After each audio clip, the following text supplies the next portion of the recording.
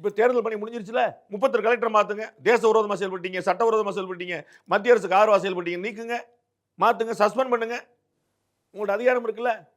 பணி செய்து பூரா மாவட்ட ஆட்சித்தலைவர்கள் தானே, பணி செய்து பூரா தமிழக அரசு ஊழியர்கள் தானே.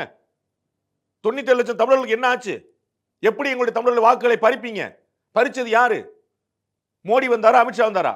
இந்த பணியில ஈடுபட்ட அத்தனை அரசு ஊழியர்கள் சஸ்பெண்ட் பண்ணுங்க, வேலையை விட்டு தூக்குங்க, அவங்களுக்கு நோட்டீஸ் அனுப்புங்க. தமிழர்களுக்கு எதிரான செயல்பாடுன்னு சொல்லுங்க. செய்தது யாரு? 38 மாவட்ட கலெக்டர்கள், கடைநிலை வரைக்கும் இருக்கக்கூடிய ஊழியர்கள், அவர்களை பூரா ஆக்ஷன் எடுங்க, அப்புறம் பேசுங்க. முந்தானேத்து வரைக்கும் எதிர்த்தீங்க, ஒரு 24 நேரம் சத்தமே காணும். நான் உங்களுடைய எதிர்ப்பை நான் ஆதரிக்கிறேன், நீங்க எதிர்த்ததா சரின்னு சொல்றேன், ஆக்ஷன் எடுங்க.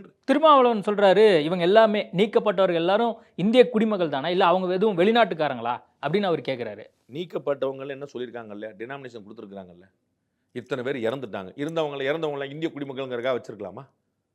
புழல் சிறையில் இருக்கிறவங்க இந்திய குடிமக்களா, ஆப்பிரிக்க குடிமக்களா? புழல் சிறை அவுத்து விட்டுலாமா? இறந்து போயிட்டாங்கன்ற என்ன செய்யணுன்றீங்க?